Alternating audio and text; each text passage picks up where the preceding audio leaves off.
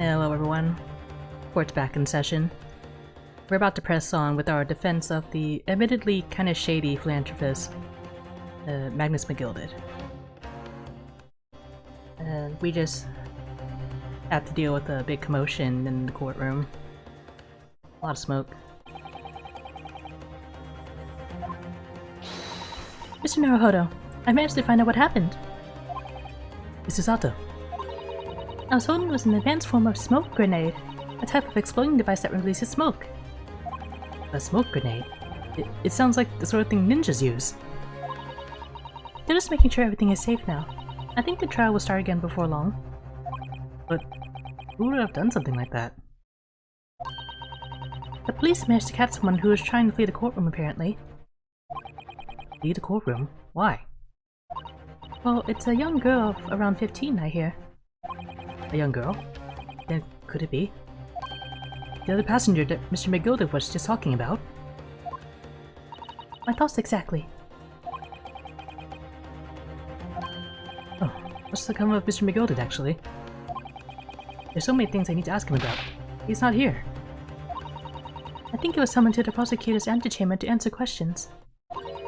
Along with the young girl. Who is she, I wonder? And what was she even doing here at the trial?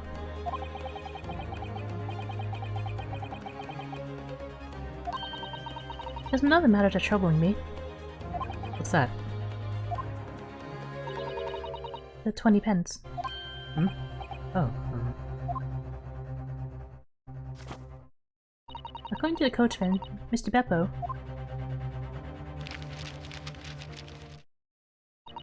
it took 4 passengers that night at a fare of 5 pence each. That comes to a total of 20 pence exactly. But now it seems there were in fact 5 passengers. Which means the figures don't seem to add up again.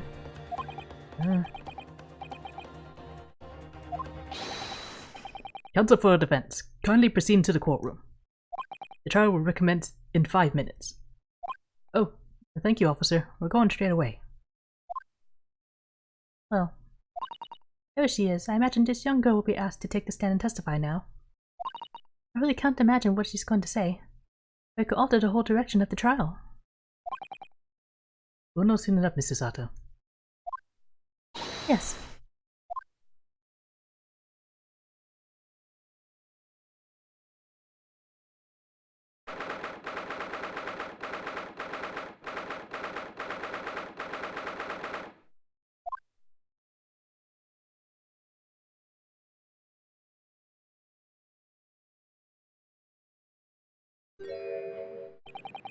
There's a young girl next to Mr. McGilded. Look. She must have been the one who caused the disturbance before. Well, after that rather eventful recess, the court will now resume the trial of Mr. Magnus McGilded. Now then, more events, Zeeks. My lord. I believe you have established the cause of the smoke which failed proceedings earlier. It seems to have been an advanced form of smoke grenade, of the sort typically employed by the army. Good gracious, the army? What in the devil's name? It was an elaborate attempt by a young girl to cloak her escape from the public gallery, but she was caught. And now occupies the stand. Your name, girl? Are you responsible for the smoke grenade which induced such pandemonium here in my courtroom? What is the meaning of this deplorable behavior?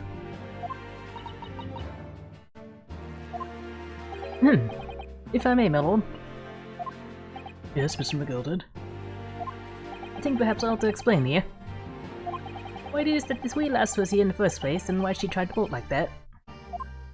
It's all tied up with the events of that night, so it is. Very well, Mr. McGilded. Here for your testimony. You explained to the court exactly how this young woman is involved in the case.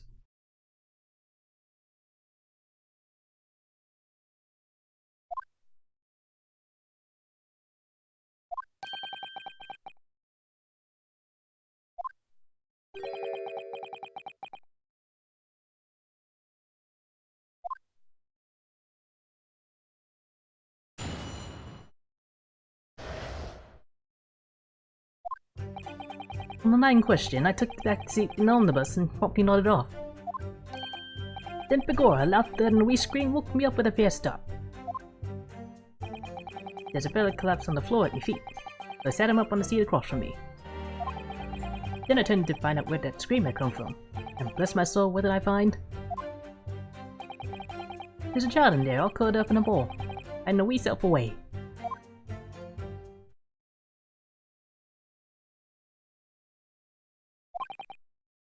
I mean, somewhat baffled, I confess. Well, from what I gathered, on the night in question, this young girl was indeed riding in the omnibus, is that correct? It's exactly as the Defense Council said. This last was the 5th passenger, my lord.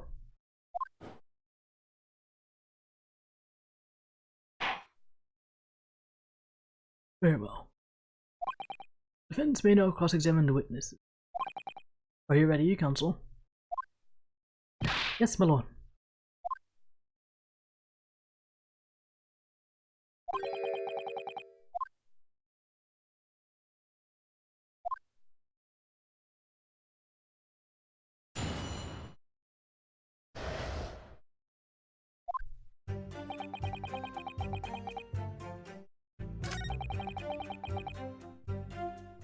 So start pressing here.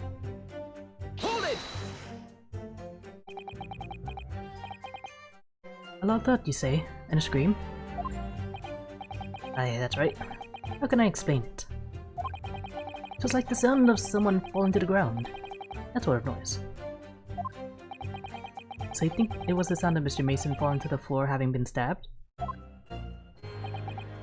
Well, no, you remember I was asleep at the time.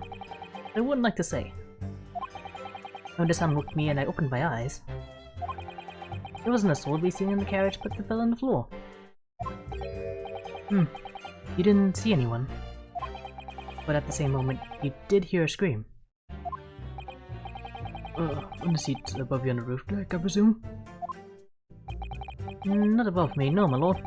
It was from inside the cabin. But I wasn't altogether thinking about the scream.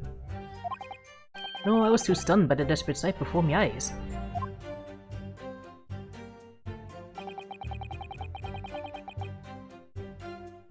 Okay, why would you touch a dead body? You sat him up? The victim, you mean? That I did. On the seat across from me, as I said. I could plainly see the poor devil was already gone. And you wouldn't leave a dead man just lying on the floor now, would you? It's better than touching it. Just common courtesy, so it is. I find it a little hard to believe. Ah, Lord Van Zieks, now what would that be? You wake to find a man lying dead at your feet in the carriage, and your own person would hail the cabman. Any upstanding member of London society, that is. Well now, as you know, I'm in somewhat of a special line of business. The business of lending money at exorbitant rates of interest. Unfortunately, my lord, not everyone is thankful for the help I offer them, and some would even see me dead. I do try, where at all possible, to avoid getting myself in a tangle with trouble. Are you suggesting you're just going to leave the man there? Heaven's alive, no. I was always intending to report it, so I was. Only, I had a mind to find out the whys and wherefores first. Wherefore does mean why. The whys and wherefores? Right you are. There's some details I wanted to understand before anyone else got to meddling. That wee scream I heard, for example. Wouldn't your good self do just the same?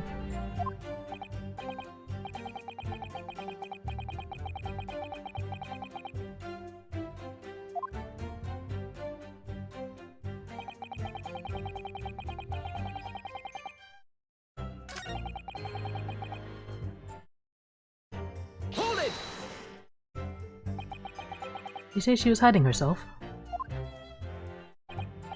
Aye, that's right. It was hard to see in the dim lamplight, but she was all curled up in a wee ball.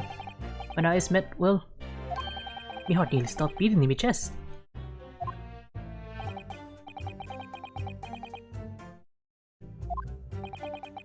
Still no, I pulled her out from under there, and sat her on the seat opposite so I can have a weird chinwag with her. The seat opposite? That's right, just next to the dead gentleman chair. You sent this young girl next to a corpse, sir? As I'm sure I mentioned. A gentleman in my position can all too often find himself in mortal danger. So, I needed to find out just who this urchin was, you see? And while I was in the middle of talking with her, I heard another scream, a fellow's voice this time. Presumably that scream was Mr. First, who was sitting on the roof deck seat. Right sure again, I would say, sir. Looking down to the skylight, he must have seen this young girl and the gentleman with the knife in his belly.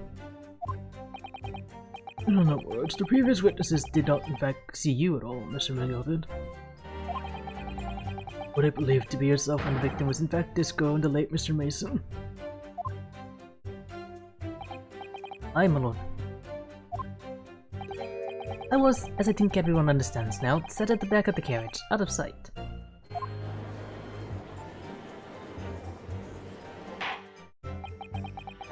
It is certainly possible. The defendant is somewhat diminutive in stature, and readily confused perhaps with this young girl. After that, of course, with the screams from the gentleman over us, the driver realized something was wrong and pulled up the horses. I do wonder how you must be feeling, Mr. Naruhodo. Being the defendant's lawyer and yet finding myself as stunned as everyone else at his testimony. Let's just say it's trying. We certainly had precious little time to talk to Mr. McGilded before the trial. We mustn't be dispirited. We must just try to learn all the facts we can.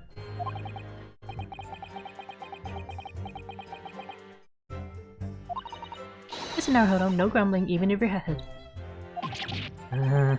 How'd you know?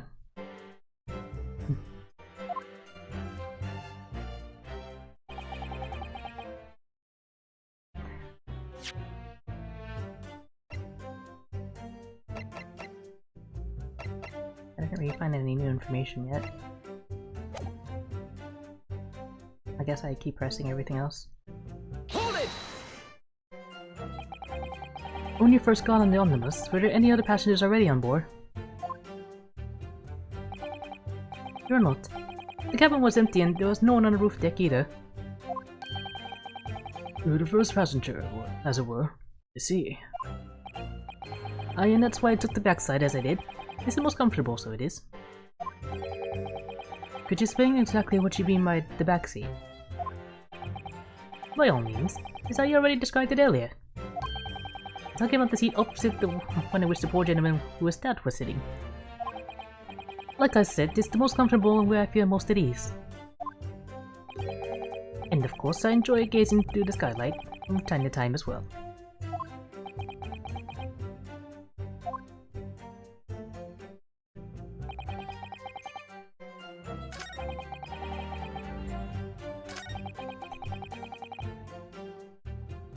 Hold it! I'm afraid I don't understand. I'm sure you told the court that there was no one else in the carriage except yourself and the victim. So I did, sir, so I did. As far as I could see, that is. What do you mean by that? Well now, 'tis a queer thing. The wee scream I heard as I woke up. It came from, if you excuse the vulgar expression, under my backside. Oh, gracious. Under your backside? I would have lifted the seat on which I've been sitting. I found there was a wee cubbyhole there for storage. Mr. Naruhodo, you examined the omnibus ourselves, remember? Yes, of course. The whole bus was submitted as evidence. This would be a very good time to have a thorough look around inside. And that's when I found her. Thank you, I've heard enough. The events as explained are clear in my mind. However, at least one conundrum remains. Who is the girl?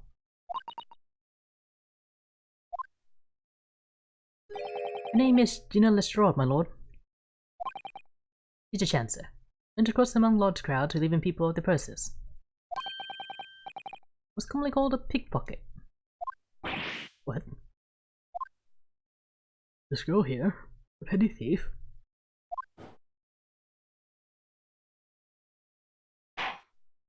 Order! Order! This is true, Miss Lestrade. Miss Lestrade, you will answer the question.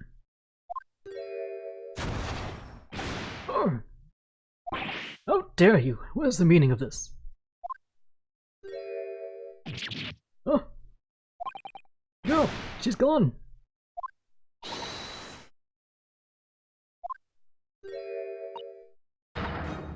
I'm over here. Ooh, gracious, how?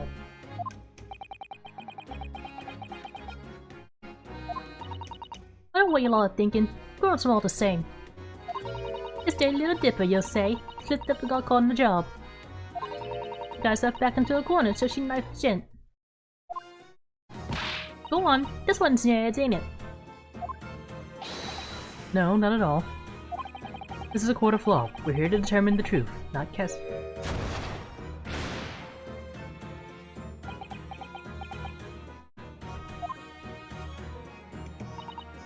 Look, nice of cowards. Only thugs use weapons like that. Only for what I do is these fingers. I'm professional, alright? Maybe not in your eyes, but I got pride in what I do. Let me guess. You don't count smoke guns among your weapons for thugs. Oh, this? Yeah, this was in the bag I lifted the other day. And where to keep the four-wheel drags. It's nice, isn't it? I like the pink best. Oh, do not wave that thing in my direction again. So, you admit that you were riding the omnibus in the night in question.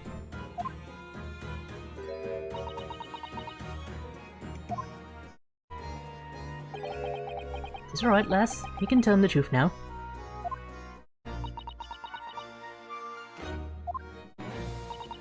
Alright, yeah. It's just like the Irishman said. For this girl, Miss Gina Lestrade, as a significant witness in this case. Accordingly, young lady, we will now hear your testimony, if you please.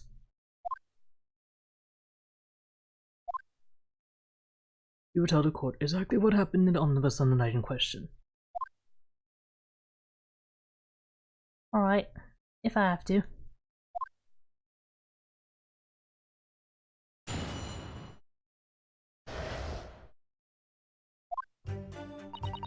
So I snuck inside the carriage before they opened up the horses, just like always. It was a right old waste of time. I got nothing to show for me troubles that night. I'll tell you can't see a blind thing in that hiding place. It's pitch in there. Then after a while, I heard a loud bang. Then jumped out of my skin, I did. And the screen just came out. It's because of that this squill found me. It did help me get away, mind.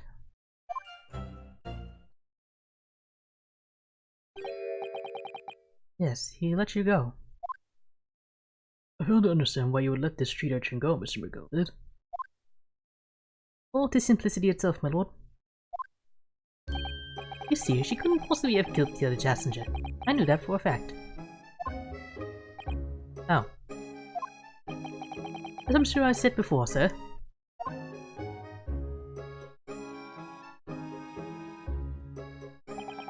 I was sitting right on top of the place where she was hiding herself. I think a demonstration is called for. This is where I was at that night. And the cubbyhole of which you have spoken is underneath this seat, I presume?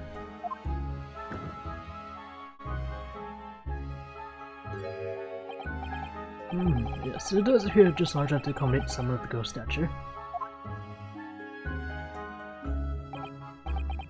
But of course, the wheelhouse is stuck in there. Because I plugged myself on the seat for the duration. Oh. Well, you see, that's why I let the last bolt. I knew that if the police found her there, they'd automatically assume she'd done it. But I couldn't live with myself if a young life was ruined when all the time I knew she was innocent. Even though you must have realized your action would result in your own innocence being called into question.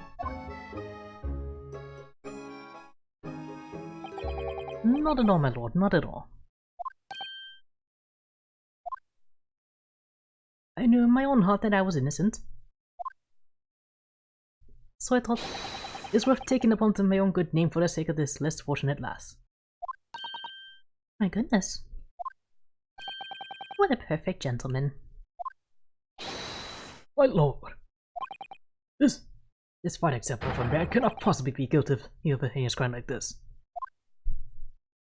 I should know myself for every dollar in you, sir.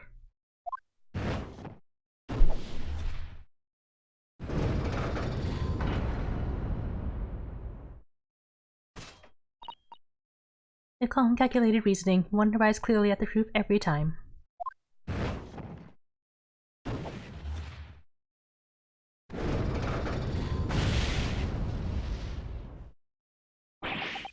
Sakes alive.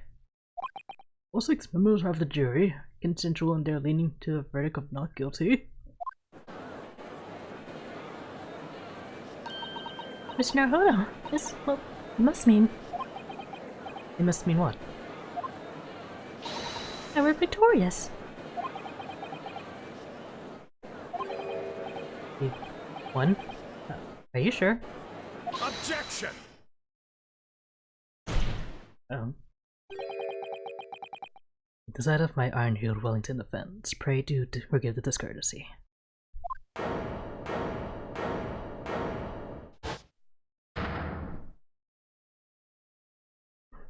This really is a consummate example of the one monumental flaw in British judicial practices. Where evidence and reasoning should be paramount, emotion rules the day. Emotion? The witness's last statement gives us a clear insight into his true nature. What do you mean, his true nature? Do you really think Scotland Yard would have made such a glaring omission?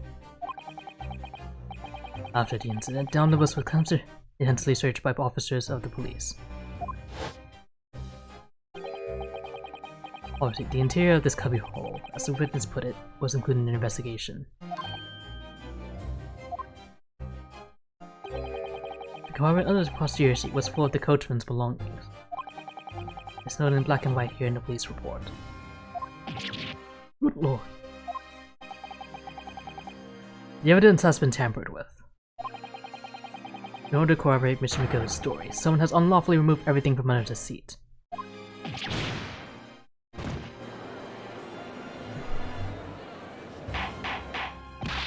Order! Order! How could such a devious contrivance possibly have been effected, Counsel?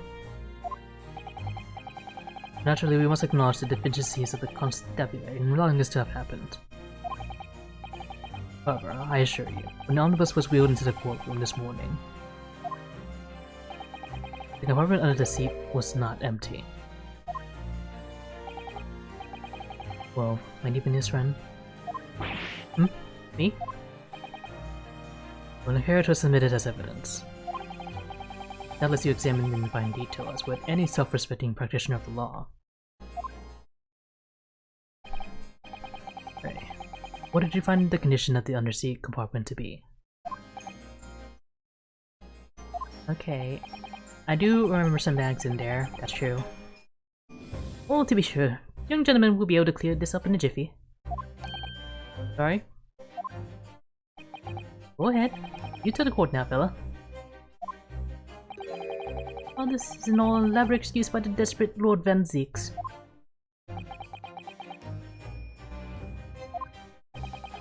Well, Counsel, you have something to say on this matter.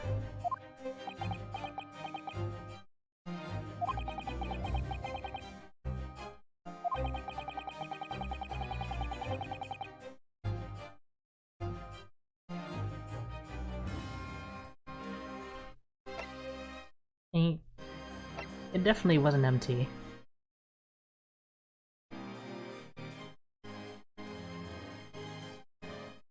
McGilded is shady AF.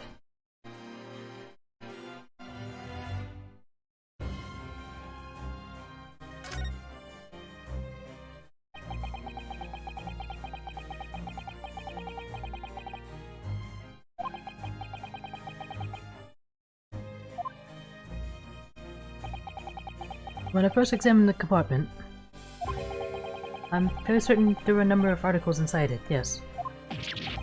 are you sure, Counsel? He was... What do you say now, you daffodil? I thought you were on my side here.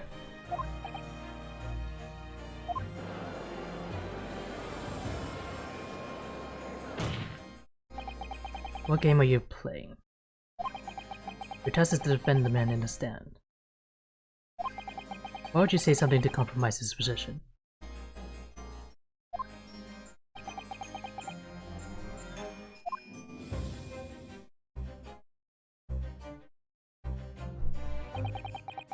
As the advocate for the defense in this trial, I confess I'm still not entirely sure where I stand. But it seems to me that I should state what facts I do know as clearly and honestly as possible. Interesting. Just not altogether pleasing, fella. I'm simply telling the truth, Mr. McGilded. But don't forget you're supposed to be representing my best interests here, lad. Now then. You're sleazy loan shark, why do I care? My fellow's memory is a curious thing and not altogether reliable. You know what the court must consider the facts? That there could be a hole under the seat is as empty as the devil's heart, so it is. Do you think perhaps it would be in your best interest now to admit that you might have been mistaken?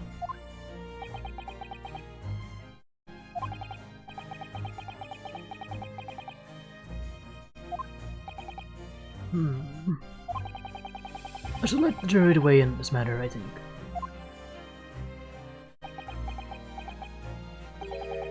The compartment is designed to house equipment used to maintain the smooth running of the carriage. Guild's rules state that omnibuses should be properly and fully equipped at all times. Their city wouldn't have been empty on the night in question. It wasn't that irresponsible. That money-lending fleecer and the pigpush are lying. Well, here we go again.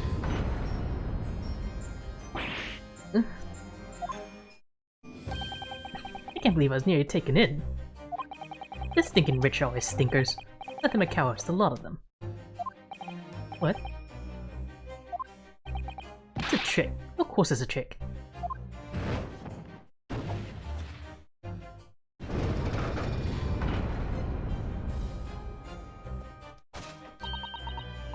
Quite so. I must concur here.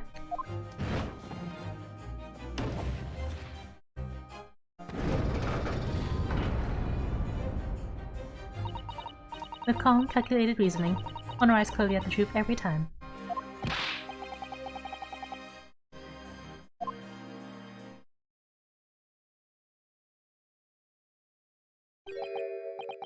My lord, I humbly exhibit the scales of justice. Clearly, a verdict of not guilty at this time would be wholly inappropriate. Thank you, counsel. Before we proceed any further, there's the matter of the outstanding cross-examination.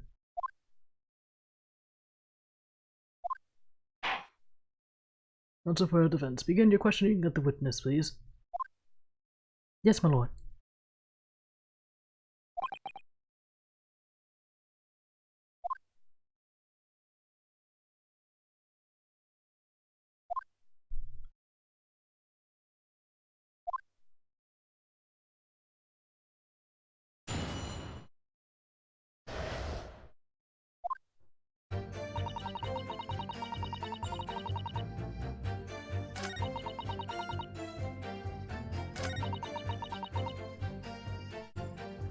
Hold it! So you couldn't see out of the cabin at all? Not a trot. What says I push the cushion up with my head and look out the crack? Dang, I have a butcher's who's I'm gonna fiddle. I thought you were a pickpocket, not a butcher. I mean, I can have a look. See, I get under ain't as plush as the other one, see? Then most of the time the passages plan themselves opposite. But for some reason that night, this your Irishman spit the whole journey right over my head. And for that reason you weren't able to push the cushion up to peek out. I see. Truth is, I ain't too happy in small dark places. It's too much like being thrown in the clink. Well, it's the only place to hide in them carriages, so it's all Hobson's choice.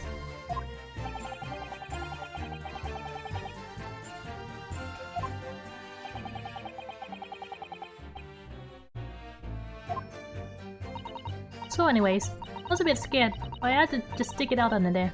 Nothing else for it.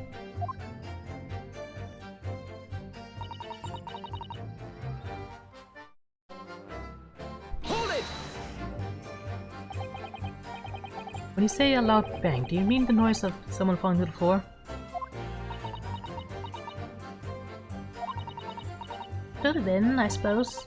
I don't remember so well. Point is, it made me jump. You let out a scream, involuntarily. That's right. And then I felt the cushion over me get lighter all of a sudden. Presumably when the defendant got up in order to help the victim, yes. Or not. It could equally have been the moment the accused stood in order to stab his victim, did it not? Oh, did you see what happened at that crucial moment? Yeah, I saw it. I pushed up the cushion and down quick twitches before I had a chance, didn't I? The Irishman was sitting up the bloke would have fallen on the floor in the seat opposite. That matches Mr. McGilded's account, of course. But then, the fellow turned around and looks right at me. I sunk back down again, but it was too late by then. I should never have risked looking.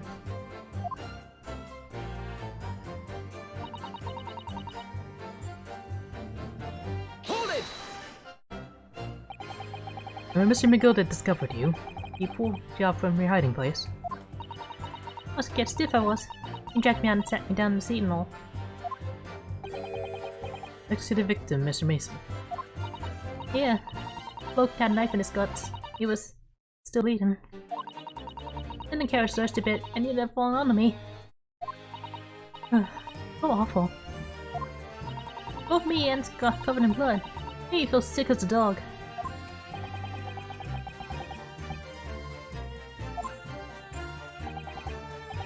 After that, I believe you talked with Mr. McGilded for a while, is that correct? He asked me some stuff. Wanted to know my name, and what I was up to, and that. Did I heard something off above? Someone screamed. Yes, Christopher. Hearst on the roof deck, one would presume. Well, I didn't want no one seeing me face, so I didn't look up. Then the horses were drawn up smartest, and this here Irishman says to me, "Get back under the seat. I'll see that you can get away later."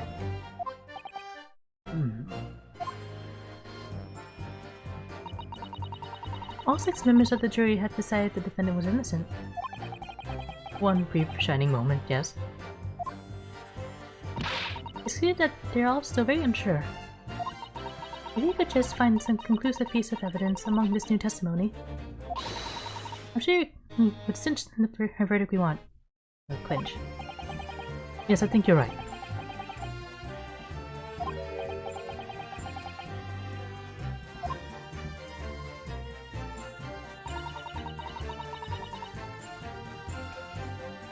I'm gonna press everything. Hold it! You're already in the omnibus before it even set off on its run. Oh yeah. And what's the point of spending a jelly to make a few bob, eh? That's a rum idea, ain't it?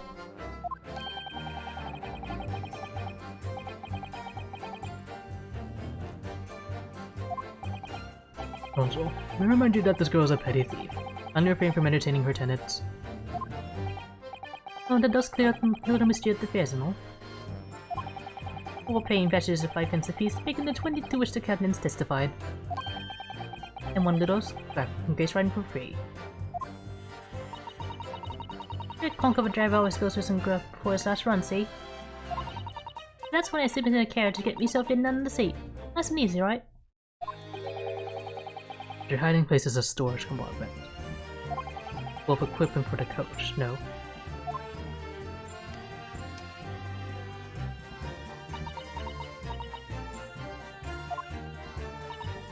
Yeah, just brushes and buckets and whatnot in there, sure. I just chuck all that out and cram it in a corner somewhere. It never seems to bother much. Yet, according to the report filed by the police officer who first arrived at the scene, the compartment was full of such paraphernalia. Well, I don't know nothing about that. Like I said, I move all that stuff out so I can hide under the seat. That's all I can tell you. It seems we've reached the end of line of inquiry. Continue.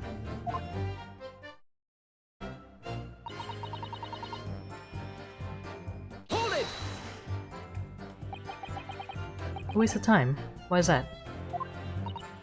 Well, most nights I'm on my own in the government limit at least some of the time. I beg your pardon. Did you say God permit?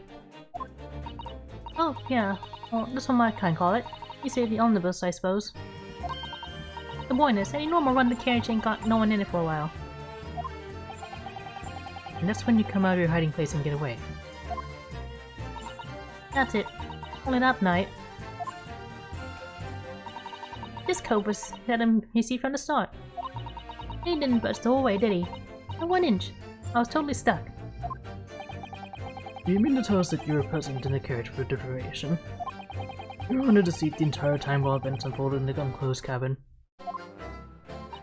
Yeah. Right, mister. To be sure, to be sure. Or just Doctor doesn't has anyone.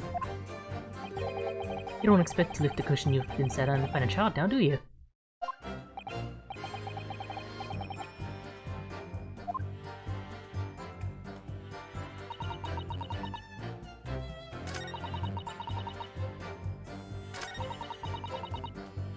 I pressed everything. Pretty sure.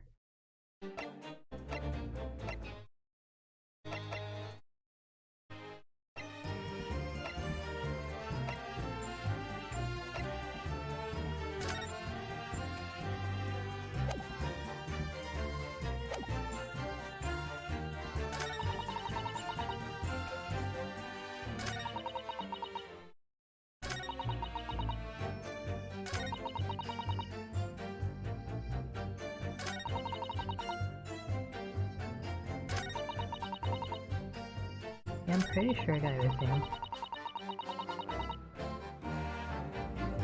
Hold it!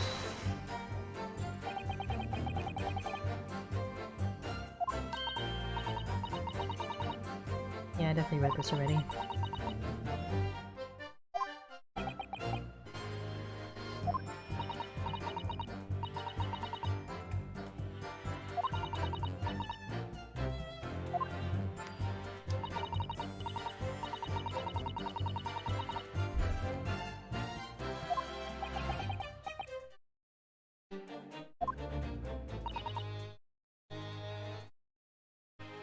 I'm watching you.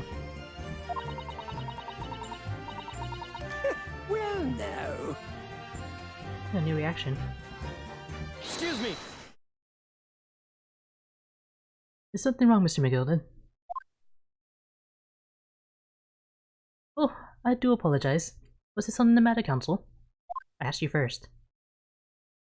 I'm just wondering if Mr. Strahd's last comment made something occur to you, perhaps? You seem to be thinking something to yourself. Oh, no, 'twas nothing important. I was feeling bad for the whole lass is all. I remember feeling desperate myself as a young lad, shut up in the dark. How terrifying so it was. I see. Yes, I'm sure we can all sympathize. I don't know about yourself, but I find that the darkness seems to make everything you hear seem that much louder as well.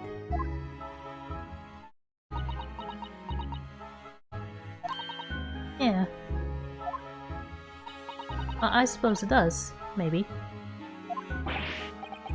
Mr. Strahd, did you hear something that night? Anything An unusual noise, perhaps?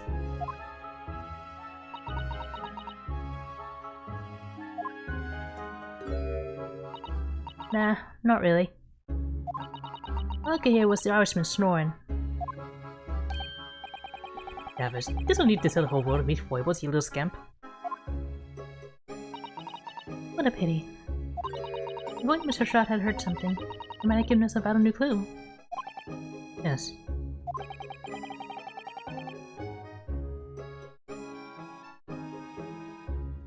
Everything's important. My lord! I believe the statement just made by the witness is profoundly important. Profoundly important? But all she said was that she heard nothing. Yes, which is the profoundly important point. I'm almost sure of it. Almost.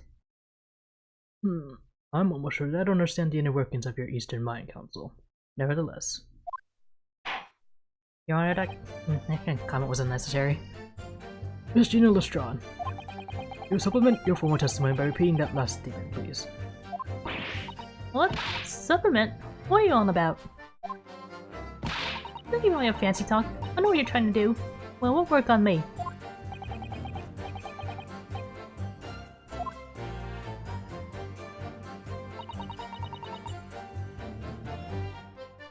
Hold it! So you're restraining to hear what was happening the entire time. Is the moment you hid yourself? Not exactly, no. Sorry? Well, there was no one in the cabin to start with. I could just push the cushion up and have a butcher's to see what was what. But then when I saw this fellow getting on, it got me down so he didn't notice me. And Mr. McGilded sat on the seat under which you were hiding, correct? Yeah, what you having to eat today? What a mug. Then all I could do was listen. I was waiting to jump down there as soon as I heard him leave, see? But would he? Not likely. You know we stopped here and there, I never heard the door open. I just had to stay put and listen to him driving his pigs to market. Run like an old dog he was.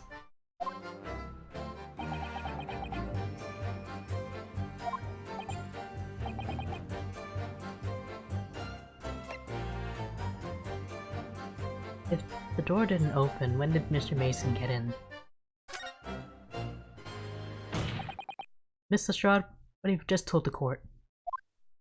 It's clearly at odds with the facts. Huh?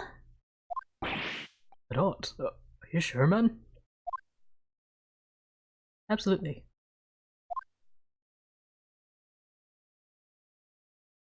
You see, my Lord and Japanese friend is not as dull-witted as I feared. Thanks, Fantiques.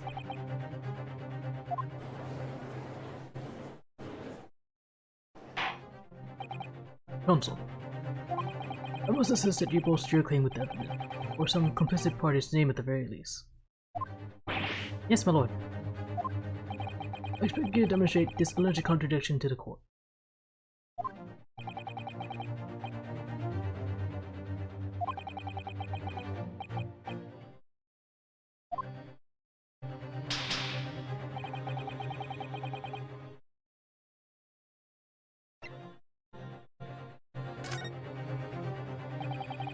Very well, my lord. Allow me to elaborate. On a particular sound that Mr. Shroud could not have failed to hear in the night in question.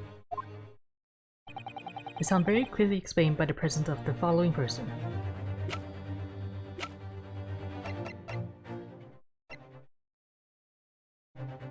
Take that!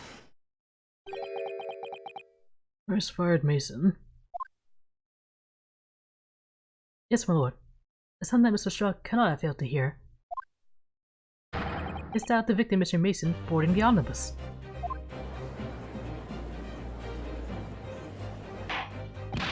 Order! Order! Explain your reasoning, counsel. Mr. Shroud, allow me to confirm something. You claimed earlier that you were the first person on board the omnibus, is that correct? Yeah, of course I was. I got a while the driver was in the pub, didn't I? And the next person aboard on the bus was Mr. McGilded. It was. The soul was in the cabin when I climbed aboard. At least on a plain sight. So you were, to all intents and purposes, alone in the closed cabin of the omnibus at that time. You don't want to say as much. I wasn't traveling with anyone else, if that's what you mean. Yeah, I saw him get on, remember? With a crack under the seat cushion. He was on his own for sure. And from what you've heard, the carriage made a number of stops after that on its onward journey. During which time, did you not hear the door opening or closing at all? Nah, I never heard it. That's exactly what I was listening for waiting for this to leave. In which case, when and how did the victim end up in the carriage? We know that the victim collapsed inside the enclosed cabin of the omnibus. Therefore, this short statement about what she did or did not hear is at odds with the facts.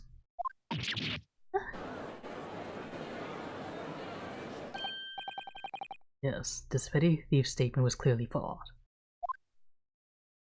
Lord Van Zieks.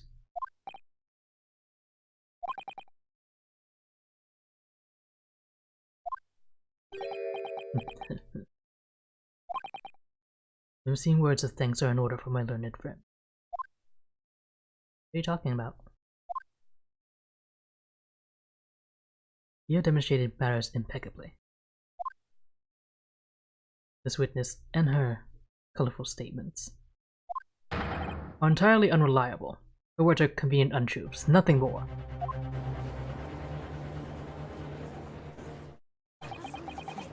Is that right? The possibly not have boarded the omnibus. Makes no sense whatsoever. This girl's a pickpocket. Or something different.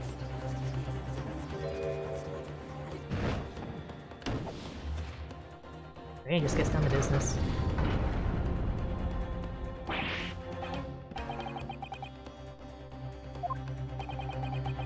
I didn't want to judge the dear little mite just because she has some rather naughty ways. But I must say, I can't abide liars. And neither can I. Mr. Foreman. I didn't want to judge the girl just because she has some less than salubrious ways. But I must say, I cannot abide liars.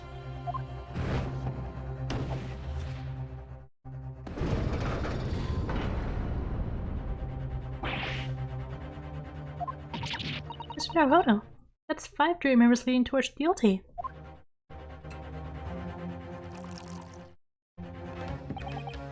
Well, in consideration to other is refreshing, my niece friend.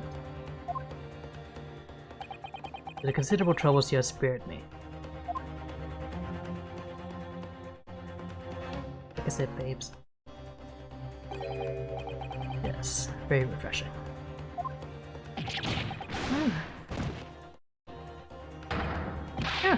What are you playing at? Have you forgotten who you're working for, you useless Eastern Abaddon? This is carnage. It's perfect.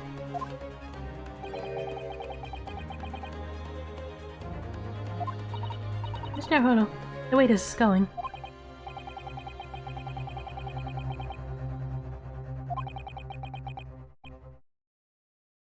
I mean, is that really so bad at this point? I very much wanted to believe the words of one of London's most respected gentlemen. But those of us in service know we must accept hard truths. Hold it!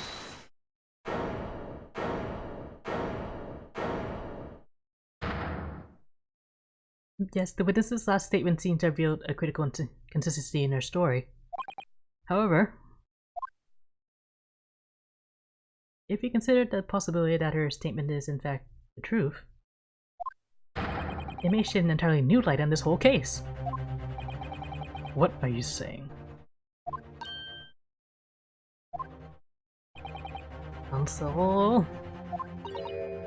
I'm sorry, sir. Whatever do you mean? Counsel, I will not tolerate you attempting to prorogue my adjudication. Explain yourself at once.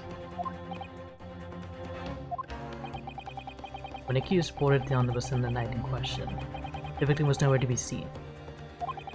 Subsequently, the carriage door was not heard opening a single time, as testified by the witness in the stand. But yet the victim's wallet was found inside the carriage. If this petty thief's words are to be believed, how do you explain the victim's miraculous appearance inside the cabin of the omnibus?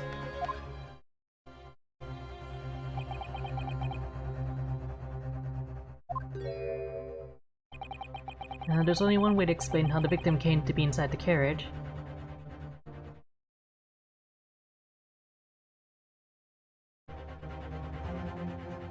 That falling sound. Skylight?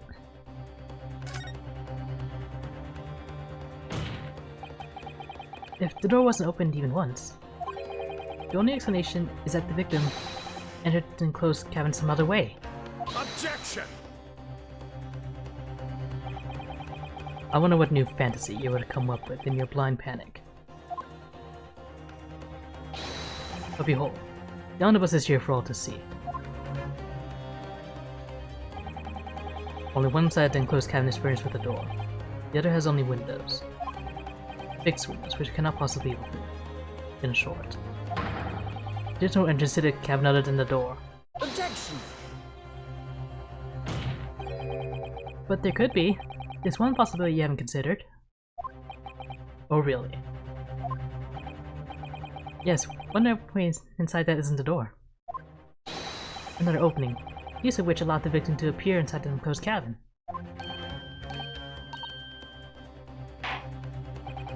Alright, counsel. The defense will identify the location for the court. Here's the omnibus on which the incident occurred.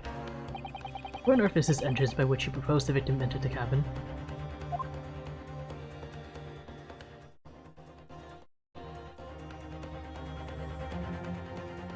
Take that! The answer is obvious. It can only have been the skylight. Say, the skylight? Objection! Your ludicrous proposal almost has me lost for words. However, Objection! the skylight may well be large enough for someone to pass through. Objection! So you claim. But do you have a shred of evidence to support your out-of-brain theory?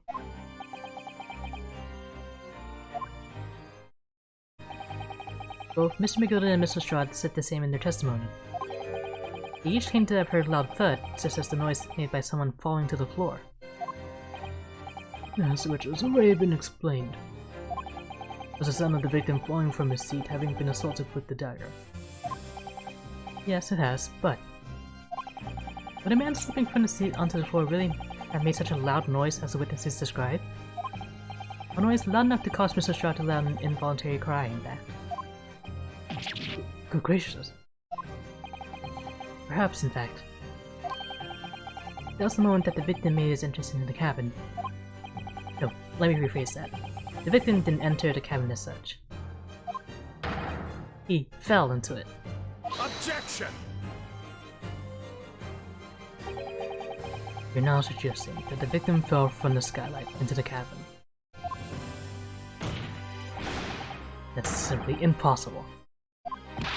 How can you be so sure? Because if the victim had fallen inside through the skylight as you say, the passengers on the roof deck would have seen it happen. And yet, not one person made mention of such events in their testimony. Well, yes, that's true, but...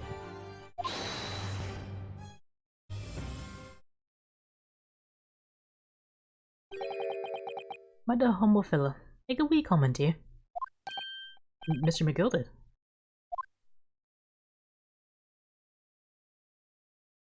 To be sure now, the two fellows who were sat on the roof that testified afore did not know the victim falling to the skylight. But it seems to me, my lord, that it is not so much a case of them not saying, but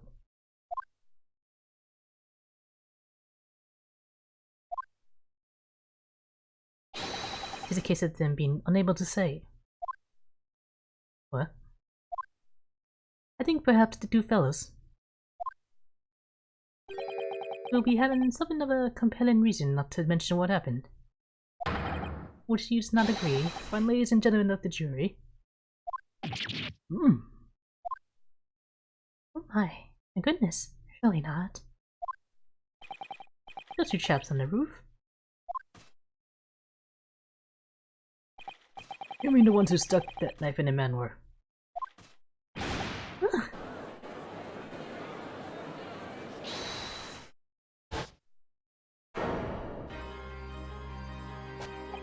Just what exactly are you insinuating here, you blabberer? You rotter, he said. You rotter. What are you insinuating?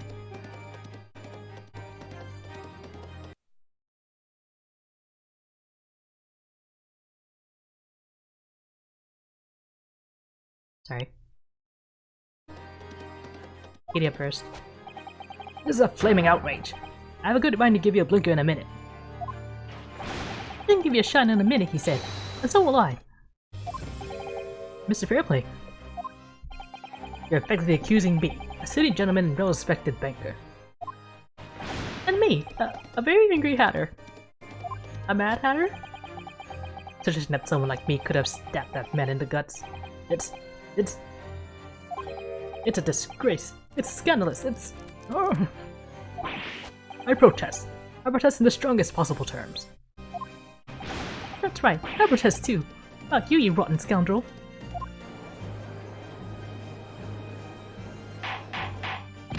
Order, order, order! This is not the time, witnesses. I will not permit this wanton invasion of the stand. Return to the anteroom at once. This is beyond reason, my lord. It's outrageous. It's very hurtful, you know. My lord, if I may comment. Go ahead, Lord Venzix. It was the defense that incited this outburst from the witnesses. My letter has seen fit to amend all protocol and accuse the witnesses without proof. Accused? I never intended to. It seems, young Japanese, that your command of the English tongue is wanting. You propose to this court that the victim fell through the skylight from the roof deck of the omnibus. That hypothesis cannot possibly stand without the rooftop passengers being aware of the events. You have branded these gentlemen liars. You have intimated their criminal guilt. In our British courts of law, that is what is termed a baseless accusation.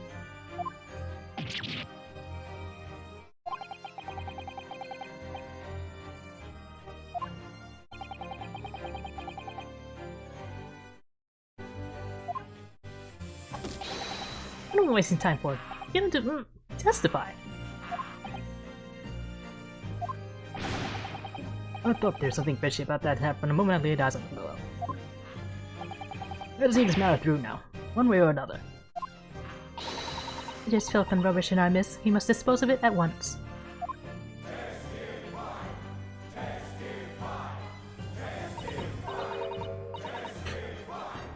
What's happening, Mr. Naruhodo?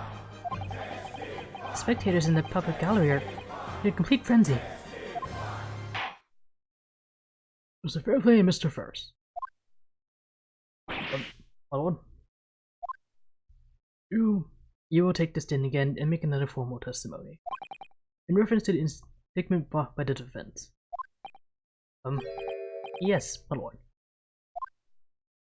I didn't come here for this.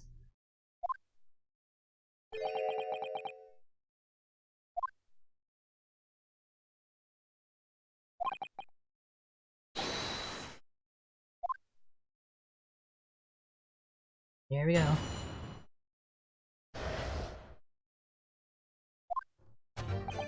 We were the only two people up on that roof deck, dead or alive. I can swear to that. If anything had happened while we were sitting, don't you think one or the other of us would have noticed? In any case, neither of us know the first thing about the victim. We had no reason to kill the man. The skylight was shut the entire time, I tell you. You couldn't possibly have opened it. If yours will show the victim fell through the skylight, where's your proof?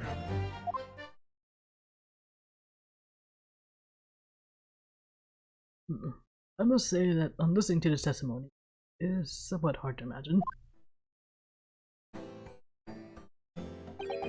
Well, either witness could have performed any malevolent act on this open rooftop deck. Well, the other noticing forthwith. That's right. See? You're innocent, I tell you. Although logically, of course, the argument falls down if the two of you were in collusion with one another. What? Eh? According to investigations by Scotland Yard, the two witnesses shared no common deal. Huh. I don't trust coppers any more than I trust the stinking rich. Having good instincts, my man. Although, not so great coming from a man who just swings a knife around.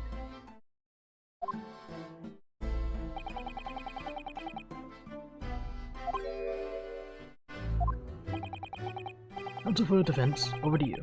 Your cross-examination, please. Oh, yes, my lord.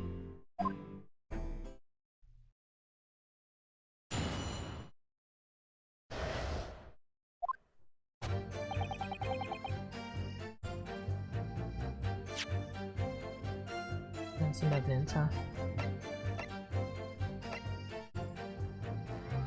Yeah, let's see if anything else has changed since that little incident.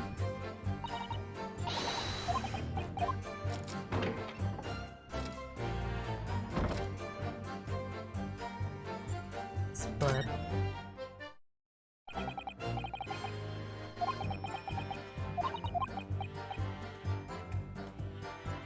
It really is.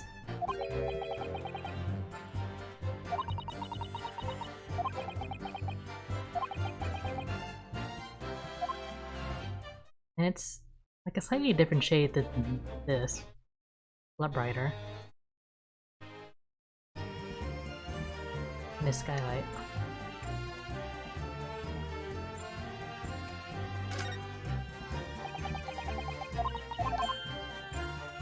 Can't open it from the inside.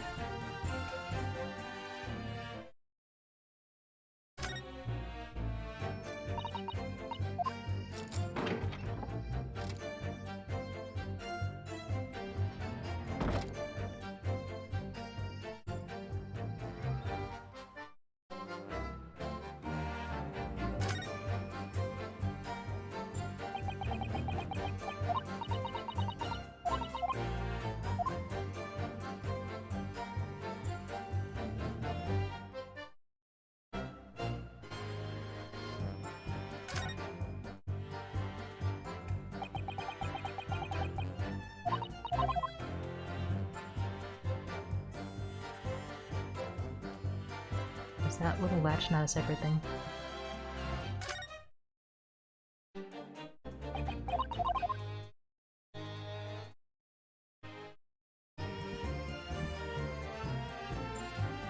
Don't see anything else on the outside.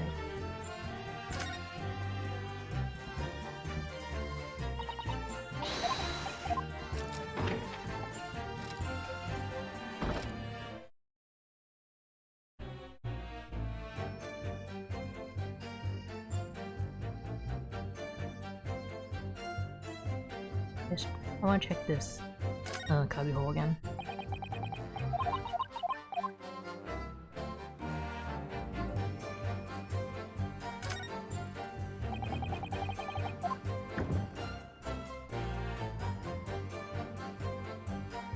And nothing in here.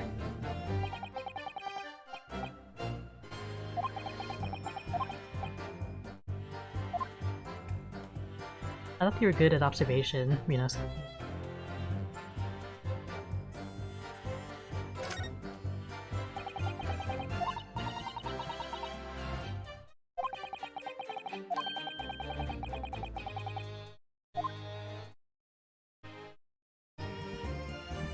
Okay, we'll just have to finish up that for now. Back to the cross-examination.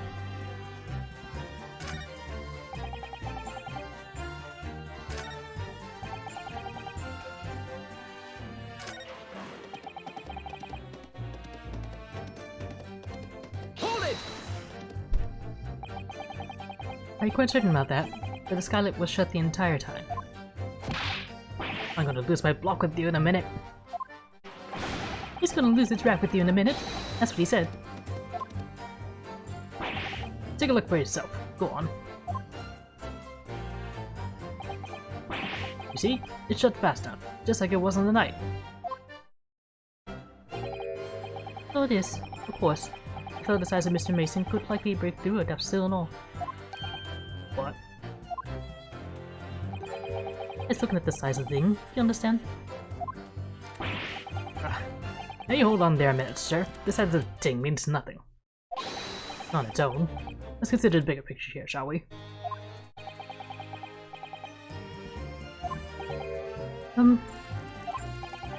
I was riding the omnibus on another occasion when, well, I broke wind. Sadly, I shocked myself with it as it happens. This is an unexpected confession, Sir First. Oh, I just mean to say, well, the point is, I tried to open the skylight, you see? But, just my luck, I couldn't make it budge. The stench was terrible. Everyone was looking daggers at me, sir. Oh, it's Rouge did. Are you expecting me to sentence you? Oh, no sir, the point is... This guy can't be opened. I tried and tried when I was inside the cabinet of shame. Something to say, Gina? Excuse me. You have something to say about that, Mr. Strahd?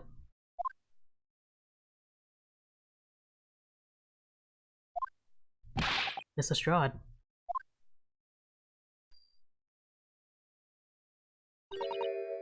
It opens. Hmm? The skylight. That's what we're talking about, right?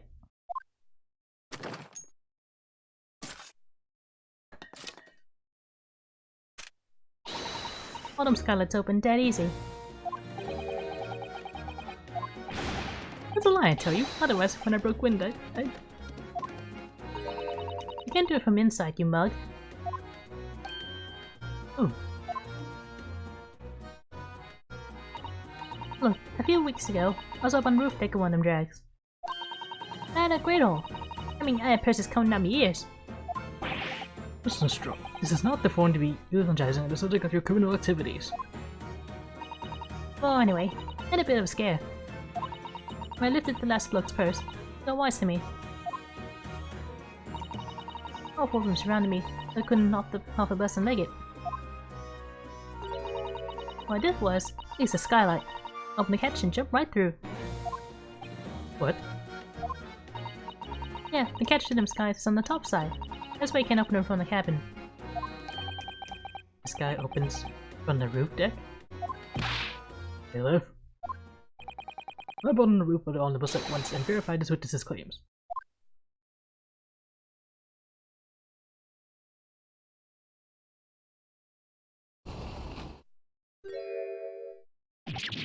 Ah! Oh, my hat! See?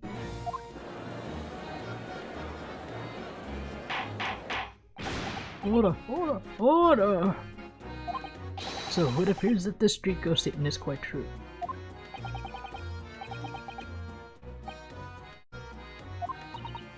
Mr. Naruhodo. This could be the clue we've been looking for. Well, Council for Defense, please continue with your cross-examination. Yes, my lord.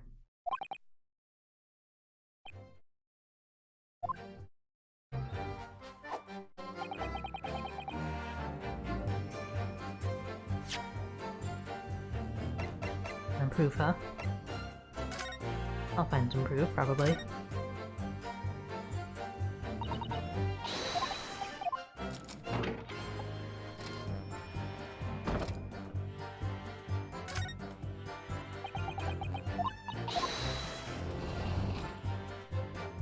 Okay, there's the latch.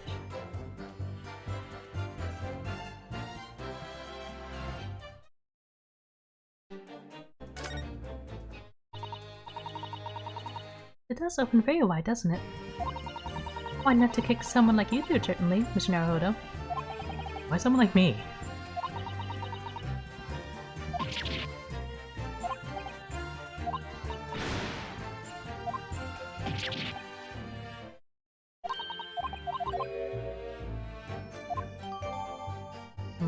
More blood. Same color as this blood stain down here, I guess.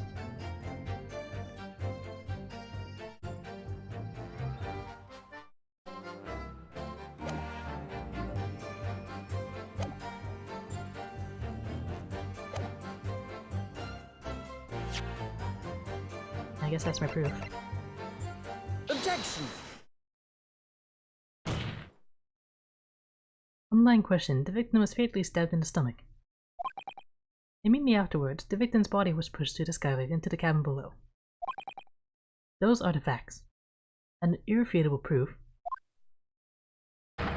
Remains clearly visible in the omnibus that stands before us today in this very courtroom. What? Yes, that's utter humbug. You can't possibly have any evidence. No, you can't. I mean, we didn't do it, I tell you. It's impossible. Irrefutable proof. Here, in this courtroom. Counsel. My lord. I believe everyone would appreciate a little clarification here. What exactly with an omnibus is this evidence to which you allude? You point out what is that proves the victim fell from the roof deck to the skylight.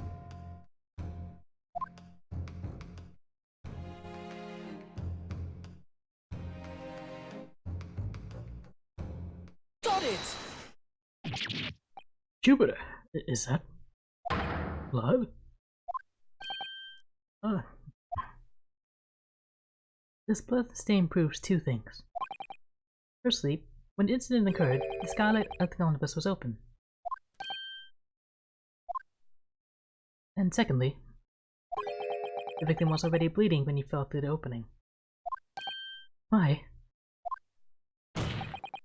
And so it follows that Mr. McGilded, who was inside the enclosed cabin himself at the time, cannot possibly be guilty of this crime.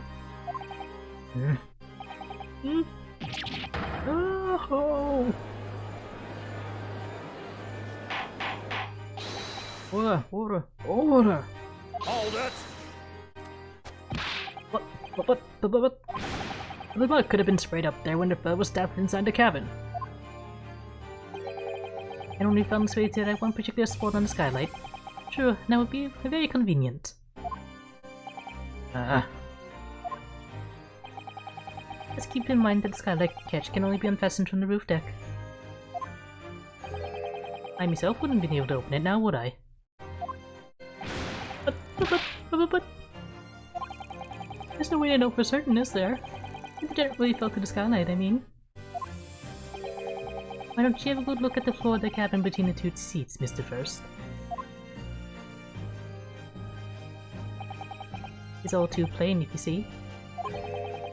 This method shows the poor fellow dropped from a fair height right there, so it is. What? No. But it can't be. It's all... eyes! Hold it! My fellow jury members. I think we can all agree that this is a clear proof of the defendant's innocence, can't we? I believe we can, yes sir. It's clear to me now where the filthy rubbish can be found in this courtroom. So, the doctor could pull the wool over my eyes, did they?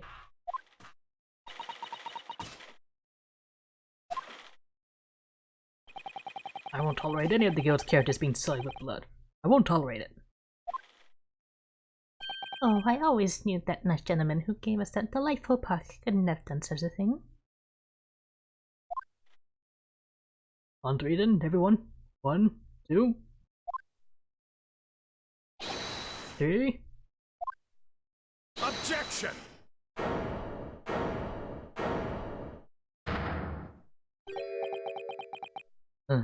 Chilling performance, Mr. Gilded. Well, what would you be referring to there now, Lord Venzeeks? The blood stain on the frame of the skylight.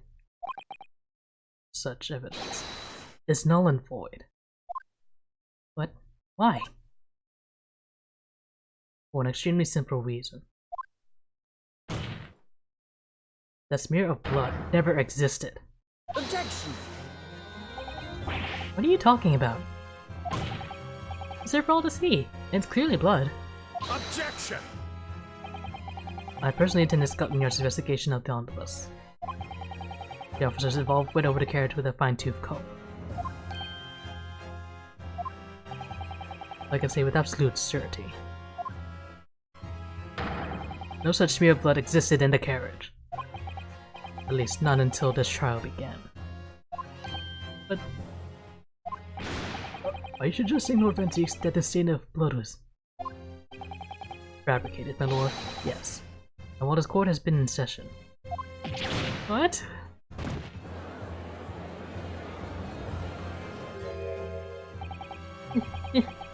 What a palaver.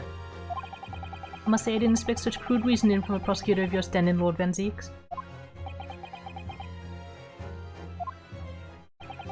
But I'm Magnus McGilded, a fellow known all over the capital for his fine contributions to public life. I don't take kindly to slander, and I'll fight to the bitter end. Even if it's rolling off the tongue of the Reaper at the Bailey. Mr. McGilded, I realize that this is your first appearance in court as the accused. However, I am well aware of your involvement behind the scenes in many affairs of dubious nature. You're very adept when it comes to avoid getting your own hands dirty. And each time it happens that a case you're involved in is investigated, you adapt the facts. Adapt the facts? What does that even mean?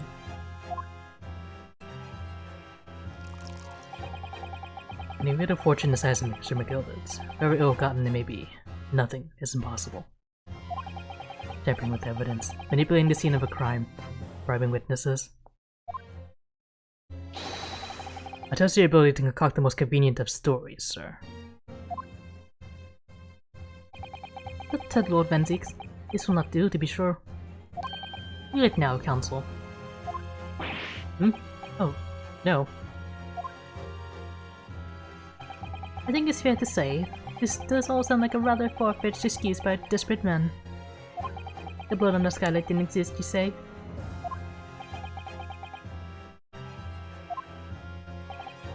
But, if you will cast your minds back, it's not true that the omnibus there has been in the courtroom the entire time. Or could anyone possibly have put a smear of blood in it without the warden's wife seeing? Isn't that right now, counsel?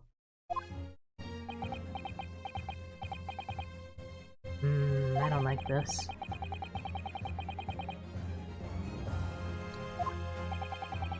My learned friend.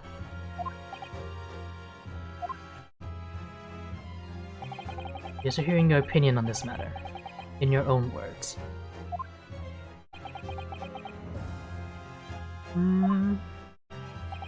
As you wish. Could someone have tampered with the omnibus during this trial? If you're asking me, I think. Obviously, during that little fire drill, you can call it. Although, this is not really a good look for me. You're really the truth. That's what matters.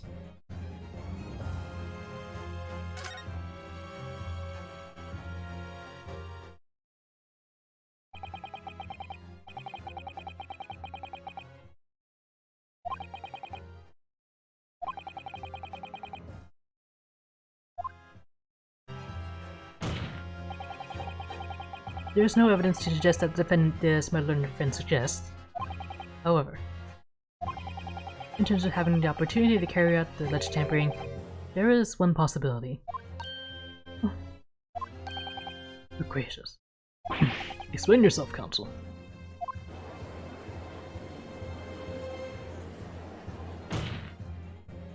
Yes, there is.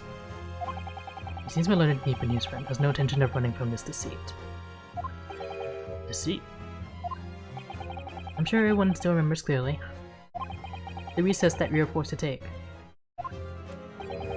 As a result of the smoke grenade fired by the witness currently in the stand, Miss Gina Lestrade.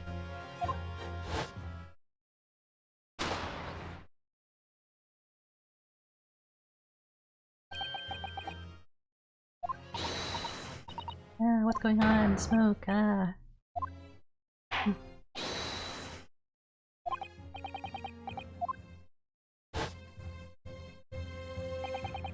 The courtroom was filled with smoke. Everyone was thrown into confusion. All of us were made to leave this chamber.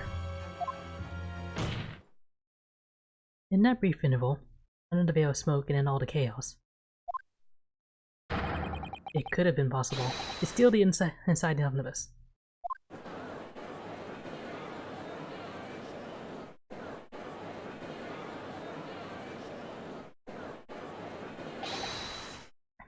Are you wise?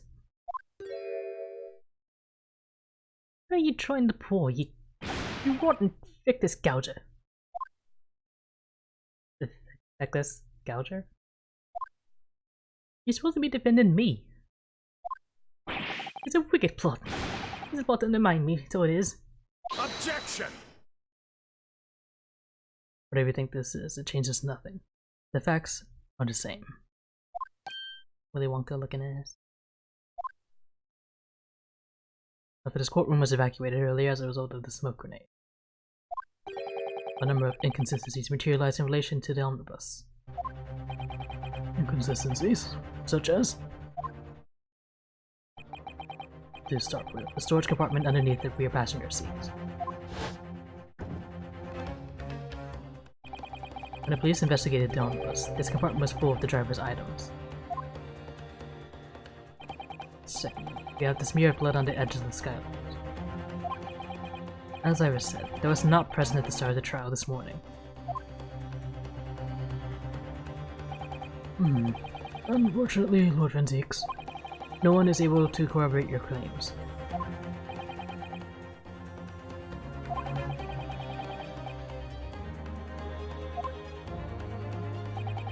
Accordingly, I'm afraid to say, we cannot establish with any certainty if this evidence is the result of tampering or not. Indeed, my lord. No doubt there is not a single person who saw fit to verify such things. What do you think? Sorry? About the omnibus. Is there anything else unusual about the omnibus?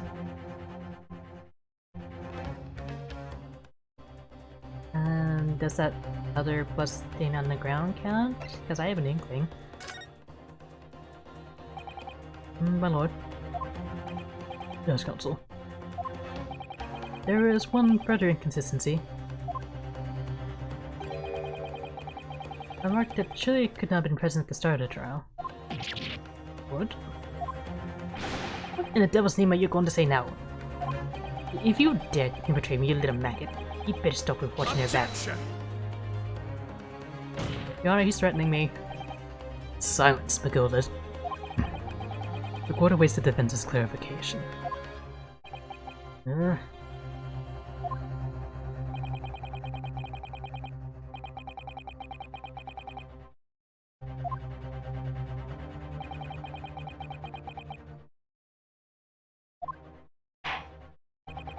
I should have asked you to library counsel.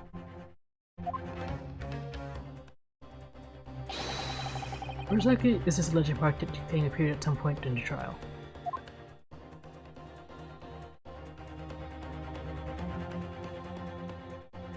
This new blood stain on the ground? Wrong button. Got it! Do I got it?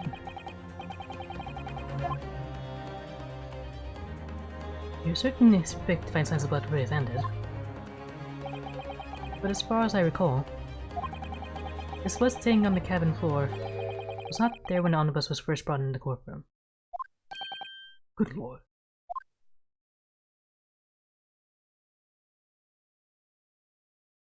Yes, I do believe you're correct, counsel. Well said.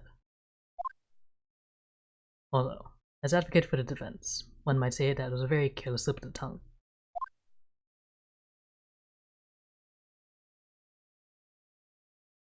I believe that blood stain on the floor is a decisive piece of evidence. But if the question is whether that evidence is genuine, or whether it was unlawfully fabricated by someone,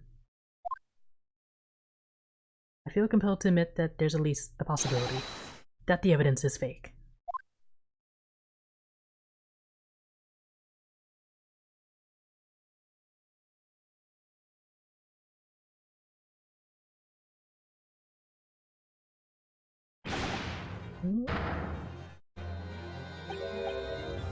This trial is over. Mr. McGilded? I've done everything I could possibly can to cooperate with the court, but it's all over now. But where's your defendant? It's over, I tell ye.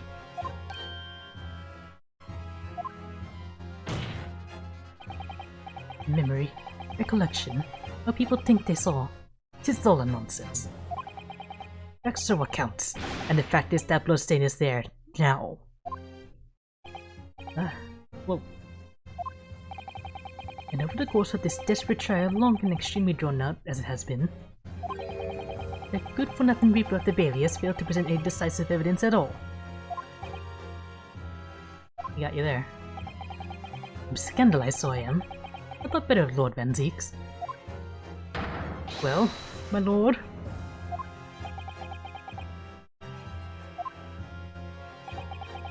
I must concur with the defendant. The unaffirmed recollections of an individual cannot stand as evidence. At this moment in time, the particular bloodstain in question is very much in existence. And in the absence of any credible method by which to prove its previous non-existence, because you don't have forensics yet,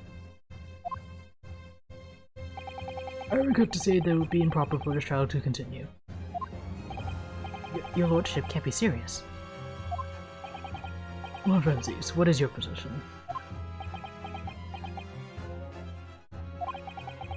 The prosecution, my lord,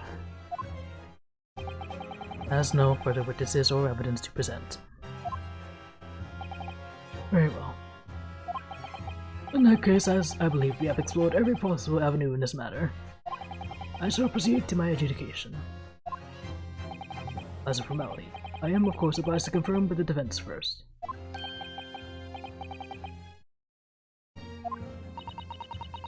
As things stand at the moment, it would seem that Mr. McGilded will be found not guilty. Yes. Which would mean we've won.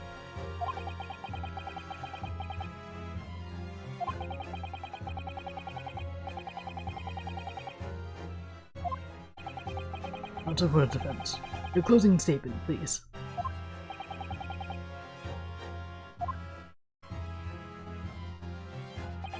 Yes, my lord. The defense believes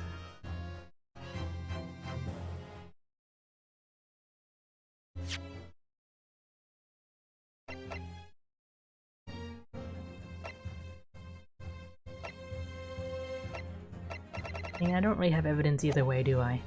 Does it matter? I mean, he is shady, sleazy, suspicious. A lot of negative words start with us. He could be guilty?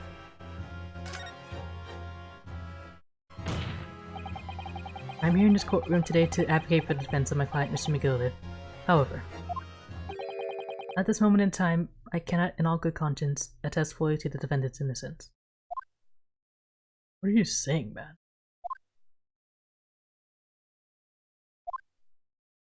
Without any question, there is no conclusive evidence to prove that the defendant is guilty.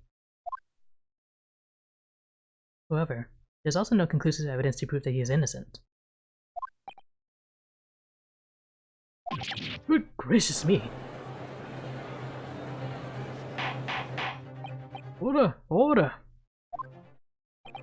This is unprecedented behavior, counsel. A defense lawyer can't accuse his innocence in the question. Are you sound mind?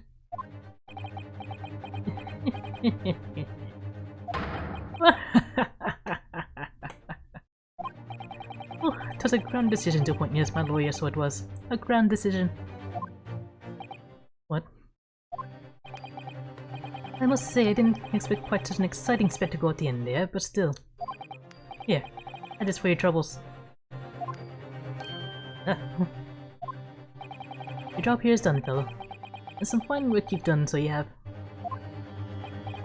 What do you mean? She just is the right honorable gentleman, so succinctly put it afore. The trial can't go on anymore. And your closing statement there was, how did you put it now? Nothing more than a formality.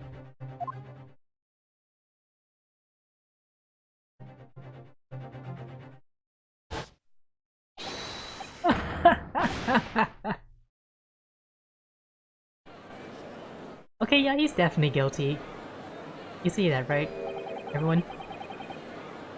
I really don't know what to make of all this. Was the evidence we seen genuine, or was it fake? His lordship would be fuming. Any unsightly rubbish should be disposed of promptly, as I said.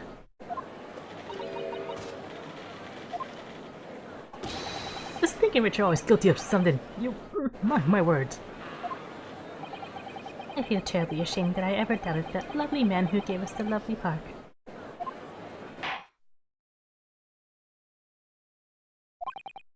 Not if proceedings have unfolded in this way.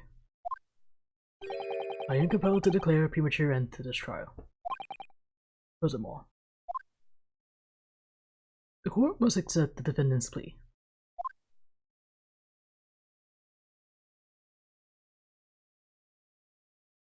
I thank you kindly, my lord.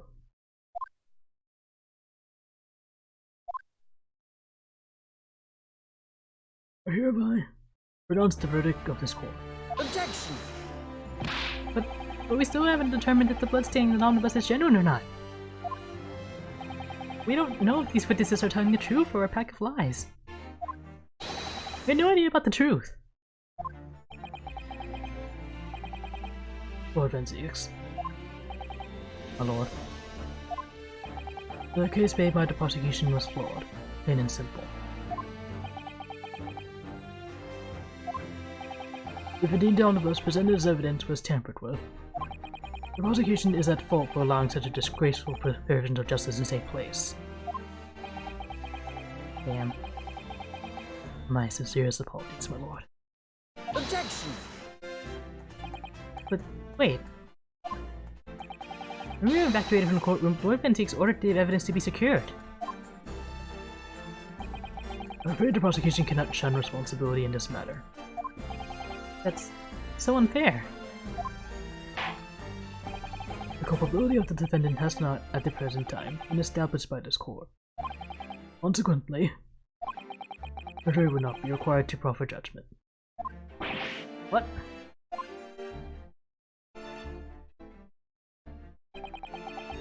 Well, Lord Venzix, it's been a pleasure, so it has. And as for you, my dear fellow, I couldn't have asked for a better defense. You mean to me this is all a bit of grand waste of time? It's the law of the land, my good man. If you'd like to pursue this matter further, you can always go ahead and try to change the law. Magnus McGilded. Good grief, you have more to say to me, have you? Just one thing. A warning.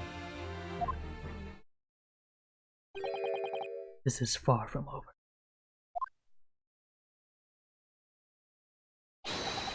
There's something to be looking forward to then.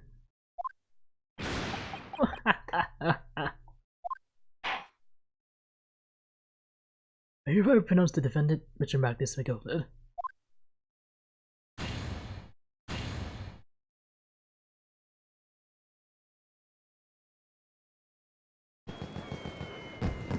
Yay.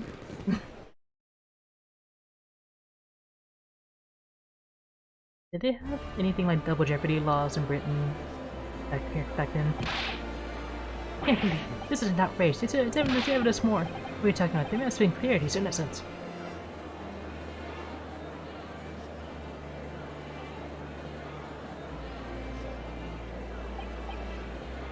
With the courtroom in pandemonium for the second time that day, the judge delivered his verdict.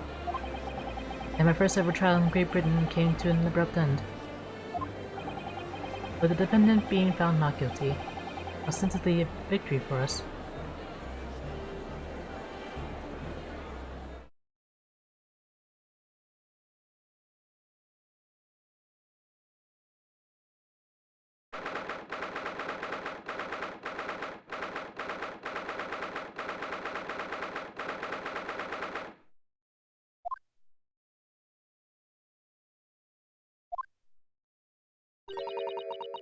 It certainly was a long trial. Yes, it was. First ever trial on foreign soil, and your first victory. It was a wonderful performance. My heartfelt congratulations. And to you, Mr. Sato. Thank you for your assistance. I suppose we should be happy. The trouble is, we're still completely in the dark about what actually happened. Well, we didn't have enough time. But isn't it wrong? I mean, who was actually responsible for Mr. Mason's death? You don't even know that.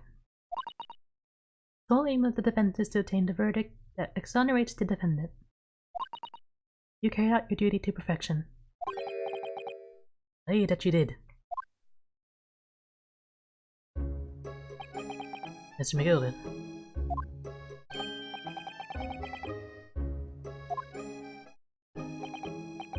Well, it seems the stories are true. Oh? What stories? About the 6 enormous fireworks they'll be letting off when there's a verdict of not guilty. I'm sure you must have seen them now. Spectacular, wouldn't you say? Yes, definitely. I heard it was a sight to behold, and to be sure it was. And I've used the tank, I suppose, for having an opportunity to see it. I'm gonna turn this into a Wario laugh. Well, I don't know about that. I'm not sure I really did anything. What enough are you saying, fella? Why did I walk out of there a free man then? I don't think it was so much thanks to me as down to your planning. You're a straight talking fella, aren't you? I must say, you had me straight in the head there once or twice. But you're young and headstrong. I'll just wander under the bridge. Congratulations, Mr. McGilded, on having your name cleared.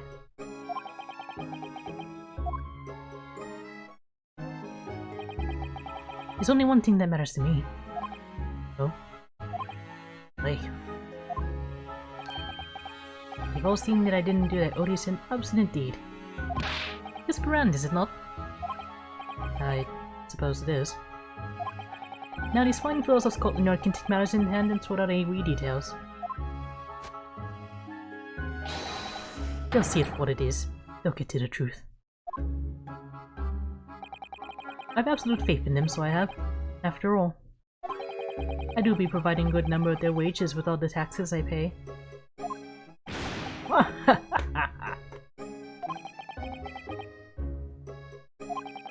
So then, as we agreed beforehand, 1,000 guineas for your troubles, fella. Oh, no, I couldn't possibly accept that much. The voice. You're humble people, are ye? You from the east? Well, if you insist. But have this, still no. You deserve reward.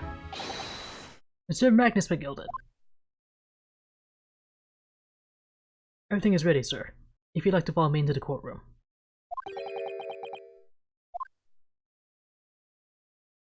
This, officer? This wounded I was led to believe. Hope it's not inconvenient, sir. There are some changes to the schedule. Still, I must be making tracks now. It's time for the inspection. Sorry? What inspection? You're going to examine the omnibus again, so I'm told. Asked if I could be present for it myself. They're going to examine it again? Now? Naturally, I'm under no obligation to take part in any more of this matter now. But as an upstanding member of London society, I do be doing my best to help where I can. It's a gentleman's duty, so it is. So then, fairly well. It was an absolute pleasure meeting you. Hope you ever will have a time where you're studying here in Great Britain.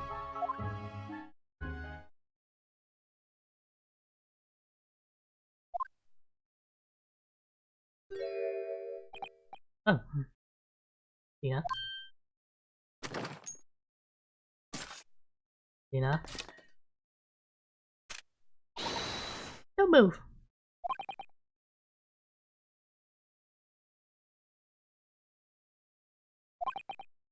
Shot, would you mind putting that thing down? You're grown up. Sorry. And I hate all grown-ups.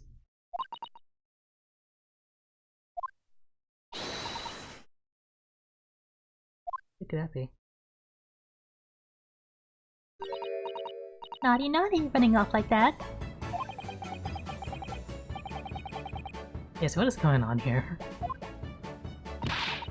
Taking that with you as well. I was looking forward to the trial run of my experimental smoke grenade launcher.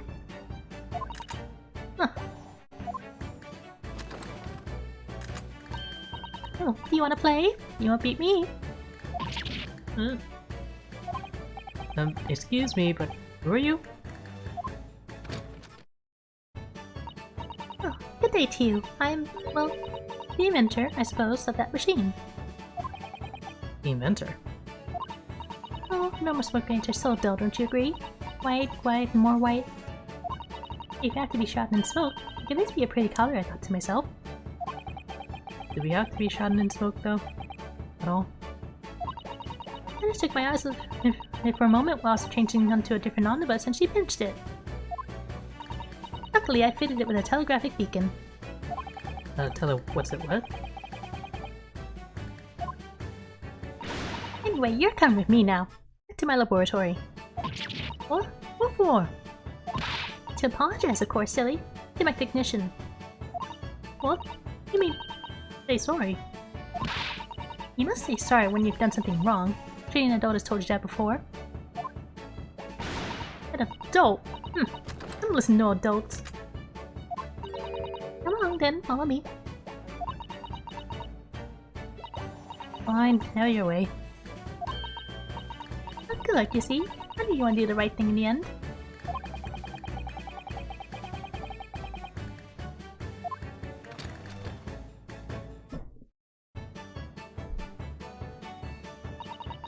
We'll be leaving now then. Bye-bye. I'm so sorry for all the fuss.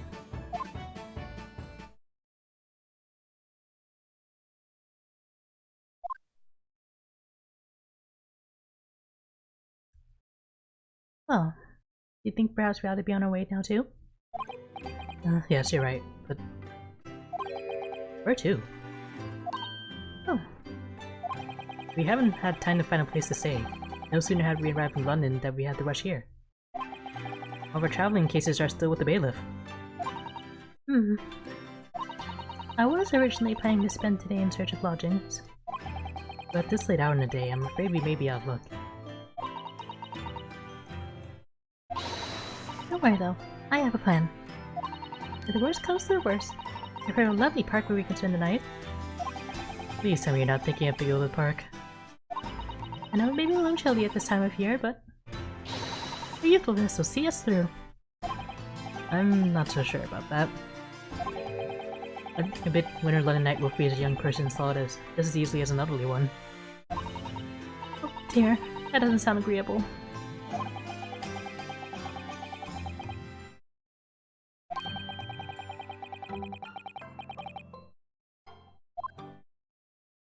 It's okay, we don't need his blood money. And so, the trial to determine my worthiness for the study tour was over by the end of our first day in London. However, as we were soon to learn, there were more trying times ahead. Just as the Reaper of the Bailey had warned, the case was far from over.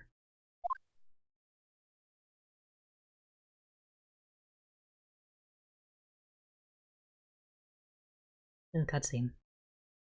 What's going on? Get the fire brigade! Water! Bring water, quick! Oh shoot. What? How did this happen? I don't know, sir. By the time I got here, it was already engulfed. No one was supposed to be allowed in here before we started investigating. Oh shit. No. Oh, good God.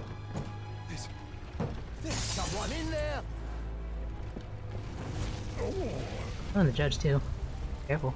Oh, this can't be. Oh no. Fancy X.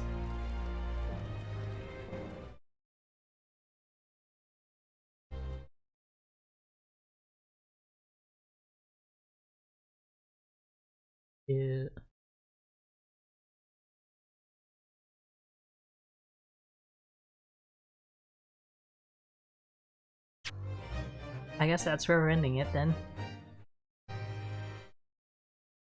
So, yeah, I'll start in the next case next time. I'll see you then.